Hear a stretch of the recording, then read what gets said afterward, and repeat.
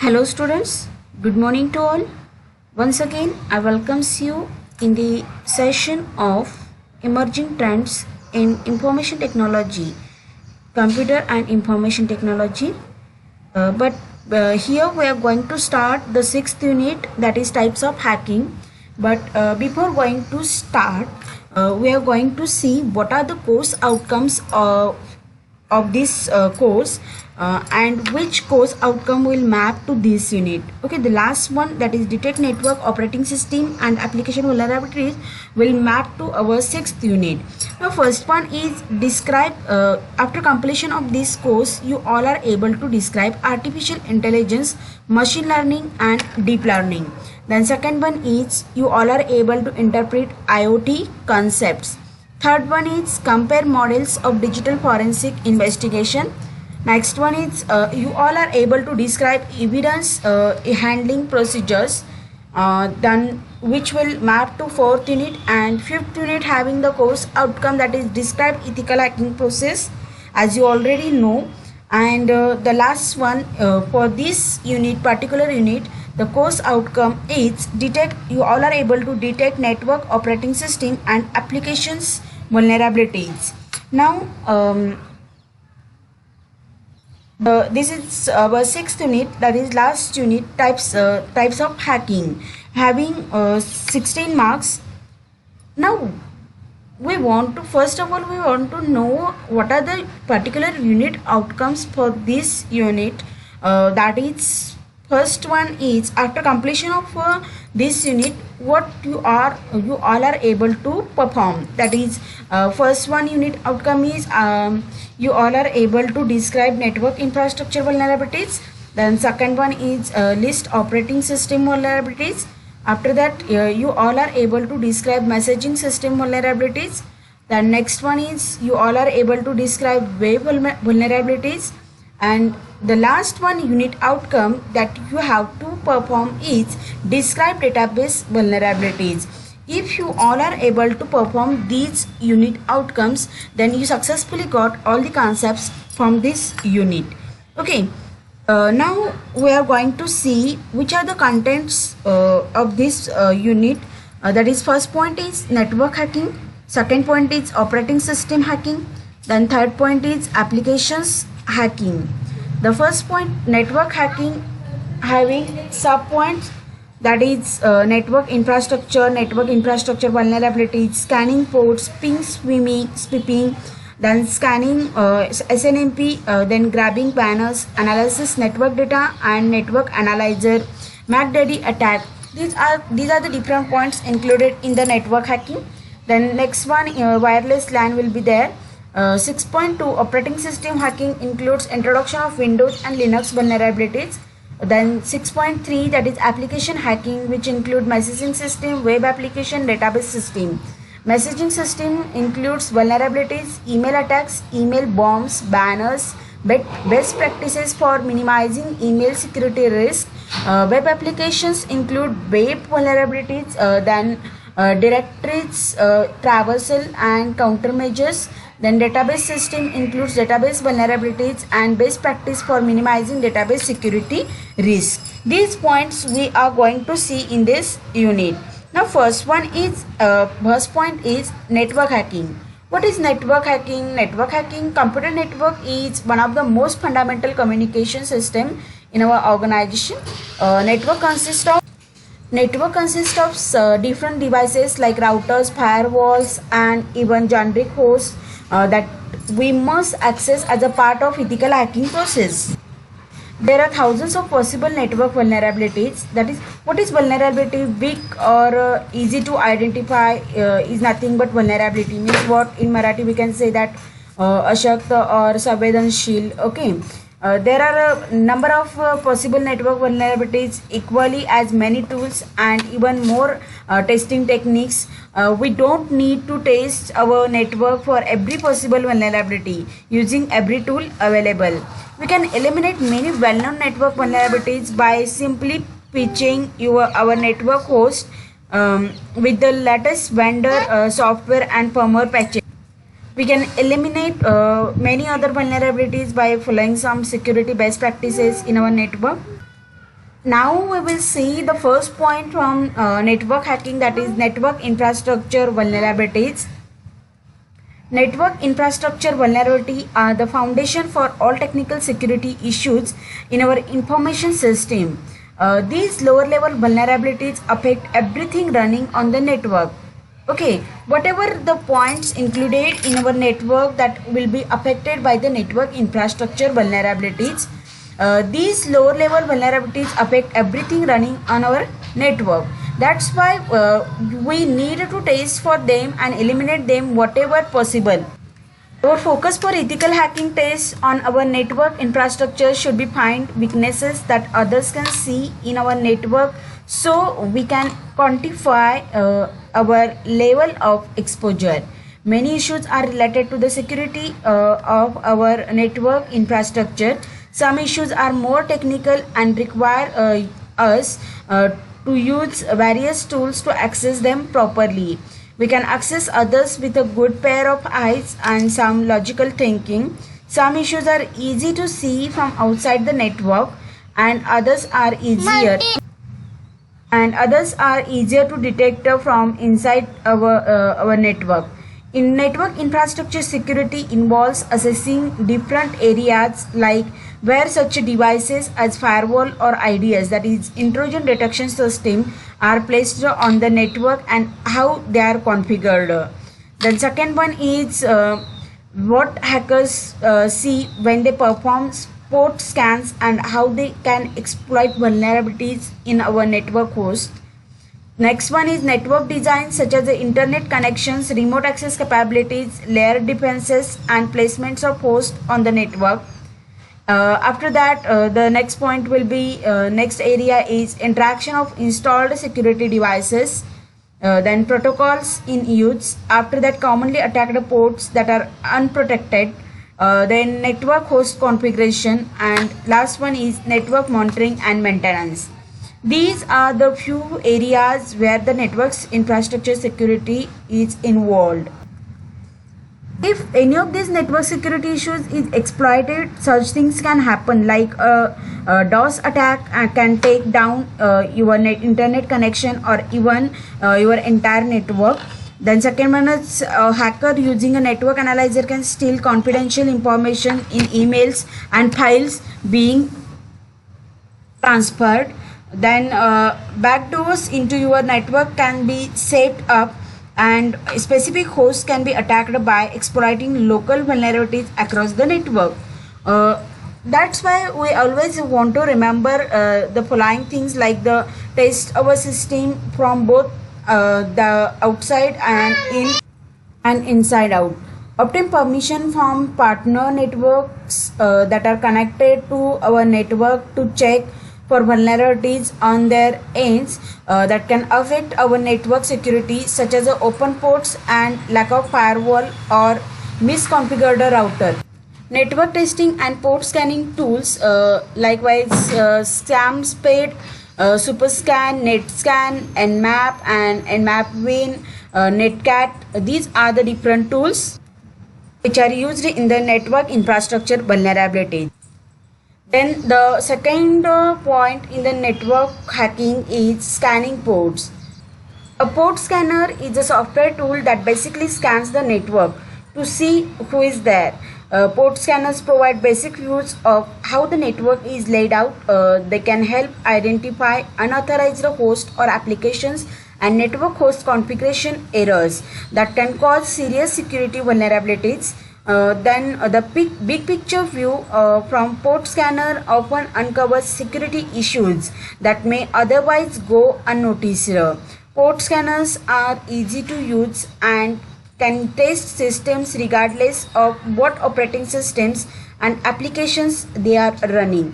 The tests can be performed very quickly without having to touch individual network hosts, which would be real pain otherwise.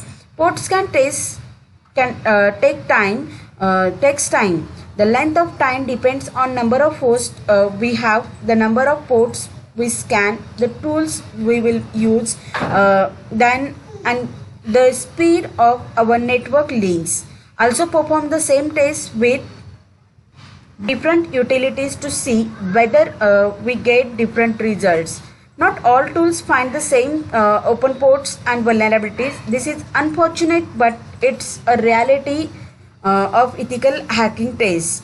As an ethical hacker, we should scan all 65,535 UDP and 65,535 TCP ports on each network host that found by our scanner.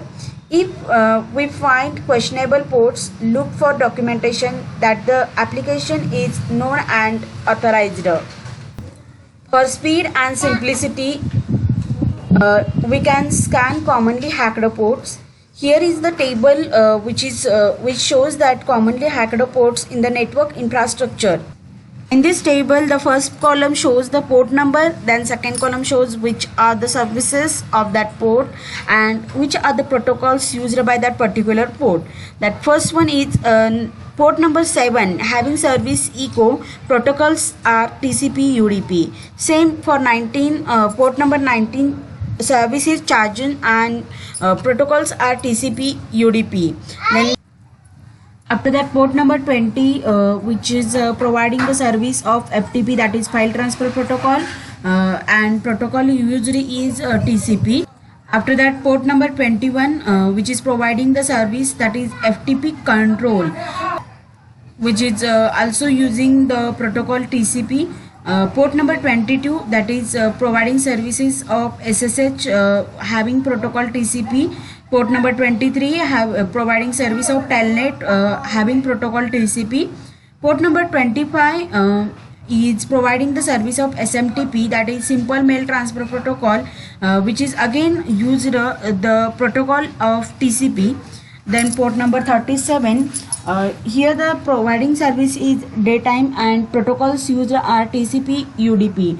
These protocols you have to remember for your online examination, which is very important. Port number 53, which is providing the service of DNS, that is domain name system, which allows the protocol UDP.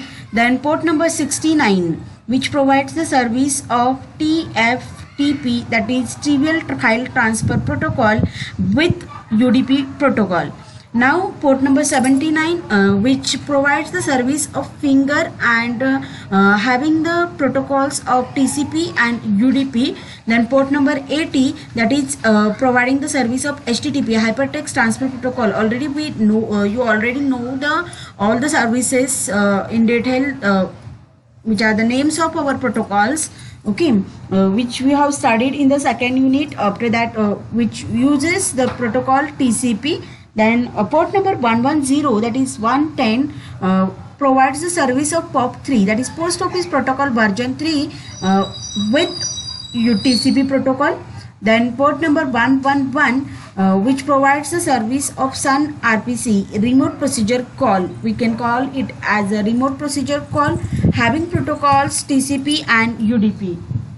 Then next one is port number 135, which uses RPC DCE endpoint mapper for Microsoft's networks, which will use the protocol TCP and UDP.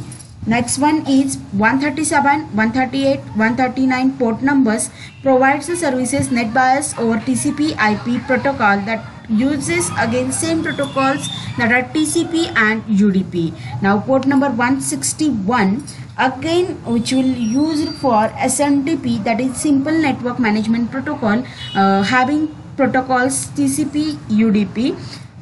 Just you have to remember that port numbers, which services are provided by which port numbers and which are the relative protocols for that. Now the port number 220 having the service provides the service IMAP, that is Internet Message Access Protocol. Protocol used is TCP. Port number 443, that is HTTPS, for security purpose, HTTP over SSL, we can call it as a HTTP over SSL, having protocol TCP.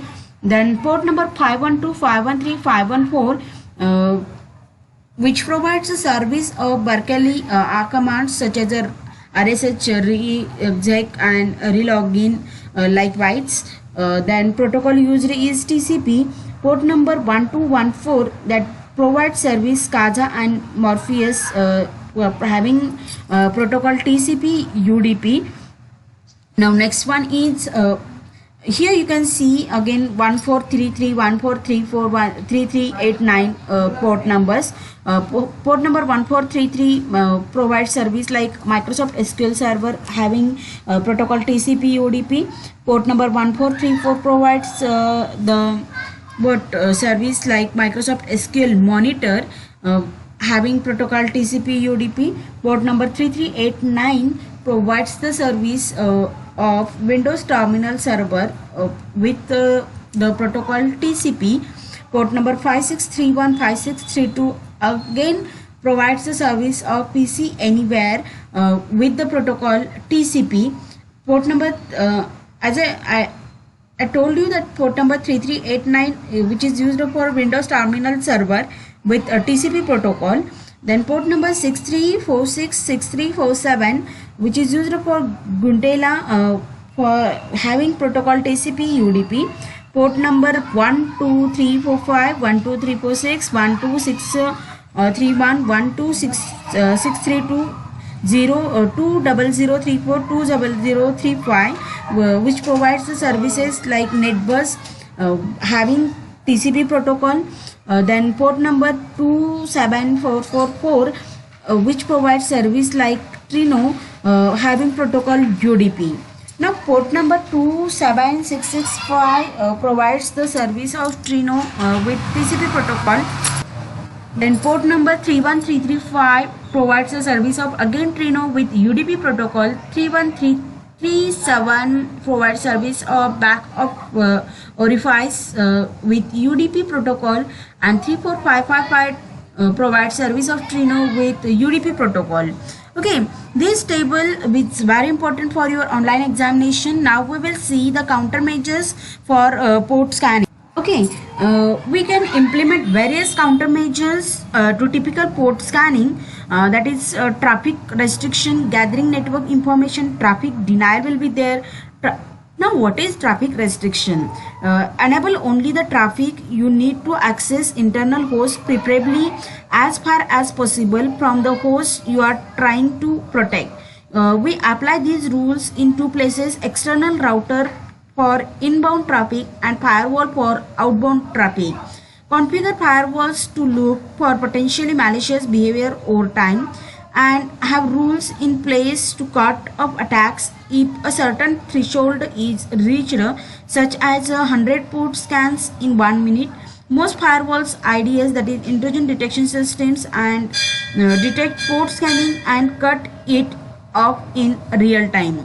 Okay, now the second one is port network information. NetScan Tools Pro is a great tool for general network information such as the number of unique IP addresses, net bias names, and MAC addresses found. The following report is an example of NetScanner output of NetScan Tools Pro 200. That is scan completion time, start IP address, end IP address, number of target IP address will be there, number of IP address responding to pings, number of IP address scanned pings, number of intermediate routers responding to pings, number of successful net bias queries, number of IP address sent net bias queries, number of MAC addresses obtained by net bias queries, number of successful subnet mask queries, number of IP address sent subnet mask queries, and number of successful WOOS queries. Okay, these points are included in the gathering network information. And the last point, that is traffic denial, is there. Deny ICMP traffic to specific host you are trying to protect. Most hosts don't need to have ICMP enabled, especially inbound ICMP requests, unless it's needed for a network management system that monitors hosts using this protocol.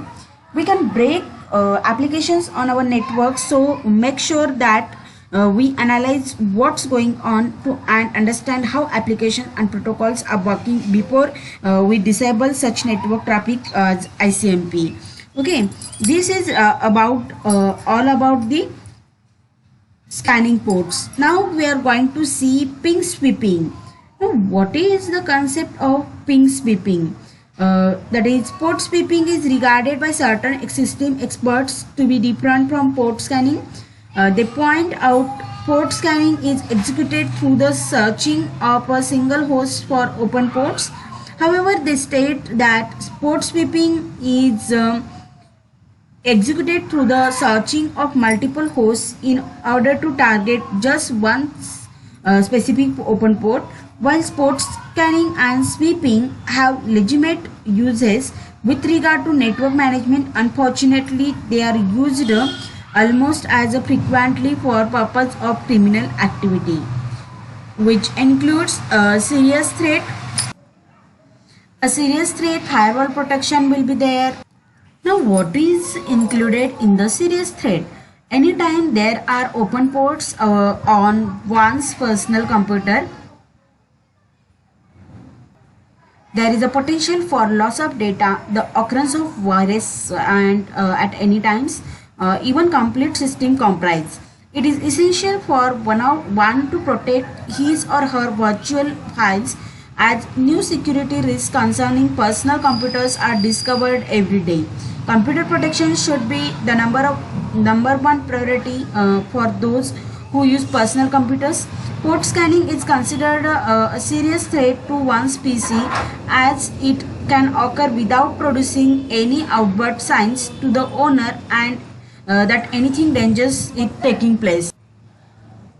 Now, the second one concept is of firewall protection. Protection from port scanning is often achieved through the use of firewall. A firewall monitors incoming and outgoing connections through one's personal computer.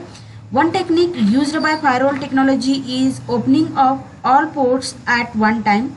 This action stops port scans from returning any ports.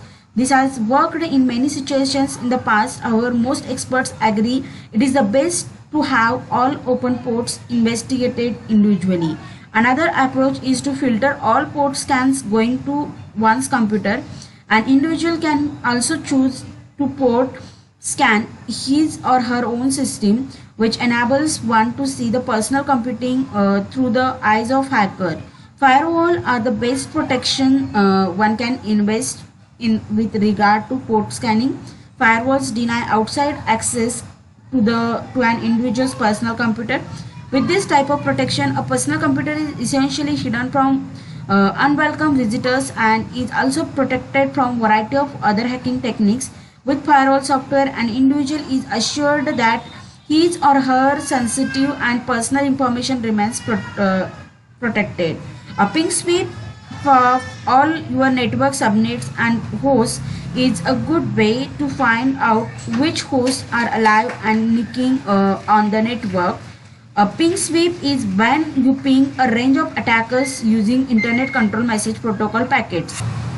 Dozens of Nmap command lines options exist which can overwhelming when you just want to do a basic scan. The command line option can be used for an Nmap ping sweep. SP tells Nmap will perform a ping scan and tells Nmap to not perform name resolution. -T4 option tells Nmap to perform an aggressive scan. Now we are going to see the next one point in the network infrastructure vulnerability is SNMP, that is Simple Network Management Protocol scanning. Networks are the backbone of every business, even in small or enterprise level business. The loss of productivity during a network outage can result in hefty damages. Now, network monitoring helps you anticipate potential outage and address network problems proactively. This helps in maintaining a congestion-free network that keeps your business up and running. A network monitoring software helps you to monitor the performance of any IP-based device and helps business remotely visualize their system's performance and monitor network service, bandwidth utilization, switches, routers, and traffic flow. Now, what are the vulnerabilities of SNMP, that is weaknesses of SNMP? Okay, the problem is that the most networks hosts run SNMP that is not hardened or patched to prevent known security vulnerabilities. The majority of network devices have SNMP enabled and don't even need it. If SNMP is compromised, a hacker can gather such a network information as ARP tables and TCP connections to attack your system. If SNMP shows up in port scans, we can bet that a hacker will try to compromise the system. Now, what are the countermeasures of SNMP? Preventing SNMP attacks can be simple as ABC. Then always disable SNMP on host if you are not using it period. Then block the SNMP port, that is UDP port number 161 at the network perimeter. Then change the default SNMP community sharing from public to another value that is more difficult to guess. This makes SNMP harder to hack. Now next one point is banner grabbing. Banner grabbing is the act of capturing the information provided by banners. Configurable text based welcome screens from network hosts that generally display system information. Banners are intended for network administration. Banner grabbing is often used for white hat hacking endeavors like vulnerability analysis and penetration testing, as well as grey hat activities and black hat hacking. Banner screens can be accessed through telnet and the command prompt on the target system's IP address. Other tools for banner grabbing include Nmap, Netcat, and Superscan. A login screen often associated with the banner. It is intended for administrative but can also provide access to hacker. Meanwhile, the banner data can yield information about vulnerable software and services running on the host system. For the sake of security, if banners are not a requirement of business or other software on the host system, the services that provide them may be disabled altogether. Banners can also be customized to prevent disinformation or even a warning message for hackers. Banners are the welcome screens that divulge software version numbers and host information to a network host. Now you can grab banners by using either plain old telnet or netcat.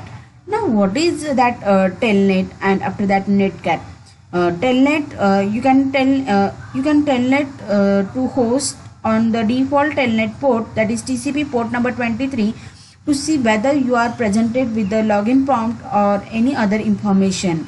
Then just enter the following line at the command prompt at the Windows or Unix, that is telnet IP address. Okay, and netcat can grab banner information from from routers and other network hosts such as a wireless access point or managed Ethernet switch. Then what are the counterparts? Countermeasures of banner grabbing. Like if there is a no business need for services that offer banner information, disable those unused services on network hosts. If there is no business need for the default banners, or if you can customize the banners displayed, configure the network host application or operating system and either disable the banners or remove information from the banners that could give an attacker a leg up. Okay, this is all about the banners grabbers. Now the next one point is of analyzing network data and network analyzer. Now a network analyzer is a tool that allows you to look into network and analyze data going across the wire for network optimization, security and troubleshooting purpose. Like a microscope for a lab scientist, a network analyzer is a must-have tool for any security professional. Network analyzers are often generally referred as a sniffers, through that actually the name and trademark of a specific product from network associates sniffer. Okay, when accessing security and responding to security incidents, a network analyzers can help you view anomalous network traffic, and even track down an intruder, develop a baseline of network activity and performance before a security incident occurs. Okay, the network analyzer perform the following functions like interpret or decodes what is found into human readable format and display it all in chronological order. Here are few caveats for using a network analyzer: that to capture all traffic you must connect to analyzer to either a hub on the network, a monitor, span, mirror, port on a switch, what's leaving your network after the traffic goes past the firewall. When your network behaves erratically, a network analyzer can help you in track and isolate malicious network usage, detect malicious Trojan horse application, then monitor and track down DOS attacks. Okay, here are the different network analyzing tools are there. That name of a network analyzer and supporting operating system is Etherpeak by Wildpex Packets, supporting Windows operating system. Then Ethernal network analyzer uses Windows and Unix operating system. Ethercap network analyzer uses Windows and Unix, and DisNIF uses Unix. Okay, now what are the countermeasures of network analyzer? Okay, physical security and network analyzer detection is the countermeasures of network analyzer. After that we will see the McDaddy attack. Hackers can use ARP protocol that is running on the network to make their system seems as your system or another allowed host on your network. A too much number of ARP, that is address resolution protocol requests, can be sign off an ARP poisoning or spoofing attack on your network. Anyone can run a program such as a DisNIF tool or Cain and Abel tool can modify the ARP tables, which are responsible for saving IP addresses to media access control, that is MAC address mapping on network host. Okay, now you are getting that McDaddy attack includes ARP spoofing and MAC address spoofing. Now what are the countermeasures of the ARP McDaddy attack? That is, a few countermeasures on your network can minimize the effects of hacker attack against ARP and MAC address on your network. You can prevent MAC address spoofing if your switches can enable port security to prevent atomic changes to the switch MAC address tables. No realistic countermeasures for ARP poisoning exist. The only way to prevent ARP poisoning is to create and maintain static ARP entries in your switches for every host on the network, and this is definitely something that no network administrator has time to do. Okay, these are the different points which are included in the network infrastructure. In the next session we are going to continue with the next new point. Okay, thank you.